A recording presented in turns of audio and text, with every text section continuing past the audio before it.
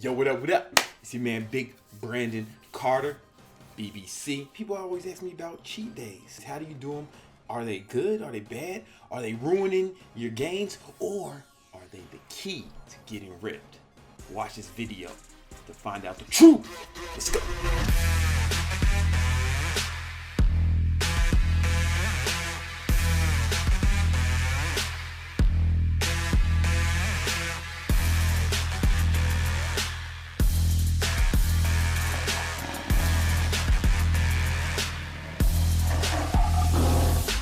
Alright, so cheat days or refeed days can be a very important part of achieving the body you want. In fact, I would go as far as to say that they are vital and mandatory for getting that ripped, sexy body you desire and deserve. In this video, I'll get into how to strategically implement a cheat day or refeed day and why it's important. Because if you do this right, you'll have increased motivation, optimize your hormone levels, avoid falling off your diet and fucking everything up, and you'll even be able to strategically implement brief periods of times where you're living a normal life like a regular fucking person, so you can finally integrate this weird bodybuilding shit you're doing with the rest of society. However, if you do this wrong, your progress will plateau and come to a screeching halt.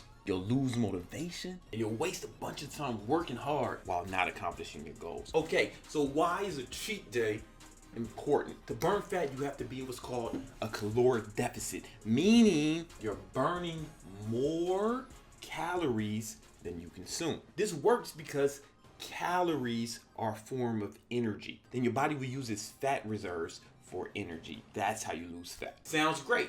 All you gotta do is burn more calories than you consume and you lose weight. Calories in, calories out. Not so fast, motherfucker. Your hormones actually play a huge role in how much fat you burn and how much muscle mass you put on. It's just calories in, calories out. It's just calories in, calories out. It's not just one anything. It's never just one thing, all right? Your hormones play a huge role. If you don't believe that, then look at any professional bodybuilder. These guys are all on all types of performance enhancing drugs. Almost all performance enhancing drugs are merely synthetic hormones. And because their hormone levels are maxed out, they make significantly more progress. It enhances performance, hence the name performance enhancing drugs, and they're all basically hormones. A lot of you may be thinking, hey motherfucker, what does that have to do with cheat days? All right, first of all, calm down.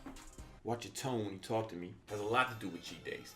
Because when you're in a caloric deficit, yeah, you start losing fat almost immediately. But when you're in a caloric deficit for a prolonged period of time, your hormones start to change in a negative way. And one of the hormones in particular that takes the biggest hit is a hormone called leptin. Leptin is a hormone that plays a major role in fat loss. It regulates your metabolic rate, it regulates your appetite, your libido, and your motivation. Low leptin levels send a signal to your body, hey man, we're fucking starving right now. We ain't had enough calories in weeks. This motherfucker's not eating enough.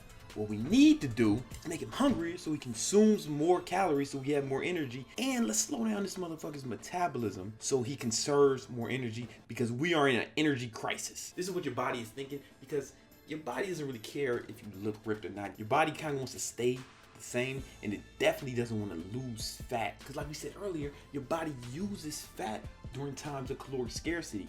And the majority of human history, we had times of caloric scarcity. So fairly recent that we can just eat food as much as we want whenever we want. This is kind of new. For the most of human history, if we wanted to eat something, we had to grow it or kill it, right? So we would go through these periods of starvation, and we adapted the ability to store fat in order to survive during those times. So your body doesn't want to get rid of its fat cells, right? It'd be the equivalent of you depleting your savings account. Now you don't have any money around when the shit hits the fan. So your body's trying to actually hold on to these fat cells because it thinks it's going to need it later. This is what's called adaptive thermogenesis. When you're in a deficit for too long, your leptin levels plummet, the body slows down its metabolism and actually increases your hunger in an attempt to keep your body fat percentage exactly the fucking same, which is called homeostasis. This is why it's not all calories in, calories out, because your body will adapt. So how do we trick the body into raising the leptin levels, keeping your metabolism high and your hunger lower? We do that with a cheat day or a refeed day for all you fucking nerds. When you strategically implement a cheat day or refeed day, it sends a signal to your body that, hey,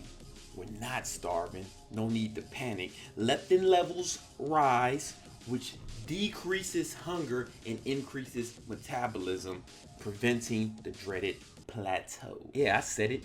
A cheat day will help you burn fat, primarily because it raises leptin levels. But a lot of you guys are scared that having a cheat day will ruin the progress you made during the week. Hey, and I get that, but you can calm your goofy ass down. First of all, a cheat day is not a fucking challenge. It's not eat as much as you can. It's strategically upping your calories one day a week. If you do it right, you're burning fat for 6 days. One day, you're not. So it's basically taking 6 steps forward, 1 step back, then 6 steps forward, and 1 step back, then 6 steps. As you can see, even though I keep taking 1 step back, I keep moving forward. And you actually need to take that 1 step back in order to make the next 6 steps forward possible. One thing people are concerned about with cheat days, they're afraid that if they eat too much on a cheat day, their total calories will be a surplus for the week. And it doesn't work like that. Your body does not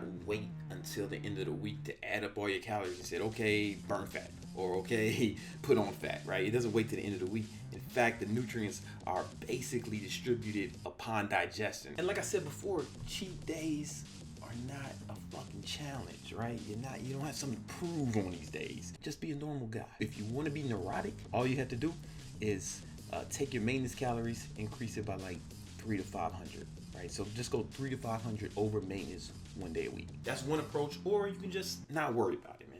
That's what I like to do. I just kind of like not worry about it. It's a day I don't think about nutrition at all. And typically when people do that, at most they go about 2,000 calories over maintenance. But even if you went crazy and went like 4,000 calories over maintenance, it's not a big deal because you can only gain so much fat in 1 day. A good rule of thumb is for every 1,000 calories you go over maintenance, you're likely to put on 1/5 of a pound of body fat. So let's say your maintenance is about 2,500. You go crazy on your cheat day. You eat 4,500 calories. You're only gonna put on about a pound of body fat. And that's in 4,500 calories is a lot. Like you have to try to do that. It would be difficult to do that on accident. But a lot of you guys are thinking, God damn, every time I do a cheat day or a refeed day, when I get on a scale the next morning, I'm like 5, 6, fucking 10 pounds overweight. What happened? Bro, you didn't gain that much fat. You put on a lot of water weight because you probably had a lot of carbs on that cheat day. So you put on a lot of water weight and your muscles are full of glycogen, right? You probably replenish your glycogen reserves. So you probably have a lot of glucose in the muscles and in your liver. And it's just added extra weight, but it's not fat. But I just want to reiterate that this is important. Like, I've been a personal trainer for a long time, man, like 17 years. I've trained thousands of people. I'm not making this shit up, you know, and I didn't just Google it either, right? This is shit that I've seen in the field, in practice, working in the industry for over a decade. A big reason where people hit plateaus and stop is because of this. Your body doesn't want to lose fat, right? It thinks it's starving, and you would just have to let it know that it's not starving every once in a while, and then you'll get back to burning fat. And even if that wasn't true, even if you take the hormone aspect out of it, the motivational aspect is just as important. If I'm going through my week, following my diet, being strict, but I get like a craving or something, it's easier for me to not submit to that craving if I know I can have that on my cheat day. If I know that, just a few more days and I can have that ice cream or whatever the fuck it is you guys like to eat. Because in order to get the cheat day, you gotta deserve the cheat day. And you earn it by being meticulous with your diet the other 6 days.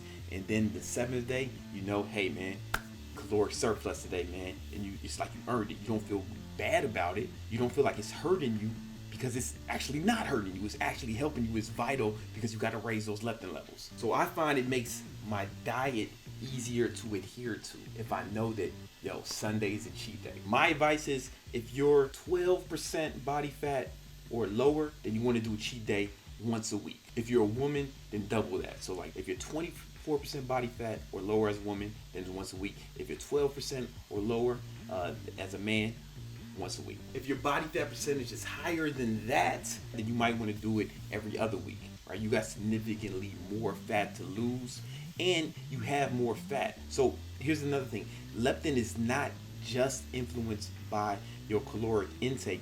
It's also made from your fat cells. So someone with lower body fat is going to need to do a cheat day more because they have less body fat on their body that can be used to make leptin. But if you have a higher body fat percentage, well, your body has more fat cells to make leptin. You don't have to do it as often. What day you do your cheat day is up to you. I like to pick Sundays where I sit and watch American football and eat chicken wings. But I will move the cheat day strategically. I'll move it from Sunday to another day of the week if during that week I have to go to a wedding, a birthday party, or a bar mitzvah or some shit, but then I won't do it again on Sunday, right? So the key is it's once a week for me, right? You can move it, but it's once a week. Now here's what some of you fucks are gonna do. Some of you fucks are going to start doing cheat days on the weekends. You're just gonna have cheat weekends. And that's not what this is supposed to be about, dumbass. It's a cheat day, not cheat weekend. And what happens is you start doing it on fucking, this is how it happens.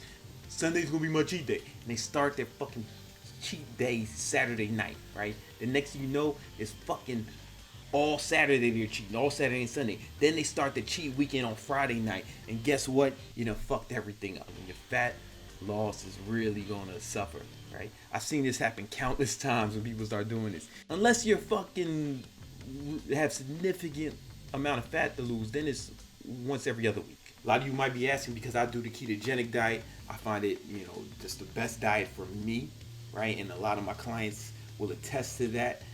But you can do any diet when you're any diet will work. I like the ketogenic diet because I feel better when I'm cutting. I got more energy. My skin is clear, and it lowered my cholesterol over 100 points the first week.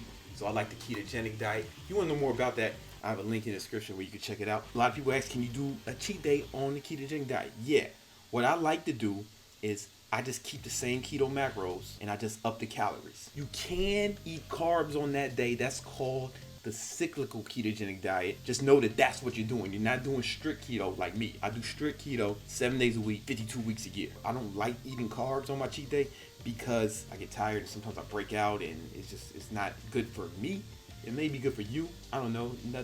There's no one size fits all method. You can move this to fit your lifestyle and your plans. You guys all have, when you eat a big meal like Thanksgiving or something, everyone goes to sleep after, right? It's those high insulin spikes, and I don't get that on keto, and it helps me stay more productive. I like it. It's not for everybody. If you want to do a regular diet, that's cool too, man. I don't really give a fuck. Just make sure you adhere to this cheat day thing, and you can do it however you want to do it. If you like this video, I'd like to congratulate you for being smart.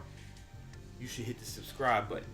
If you're already subscribed, well then I'd like to congratulate you on your decision-making ability. I'm sure that you've been learning a lot from this channel so far and your life has improved as a result. Hit that notification button. That way, YouTube will tell you when I post a new video so you can learn something. Do that shit. Don't fuck this up, bro. Hey, and follow me on Instagram. My name is King Keto. I got the latest stories. I post the latest shit. I give advice all the time on my Instagram, and I post dope stories, cool shit.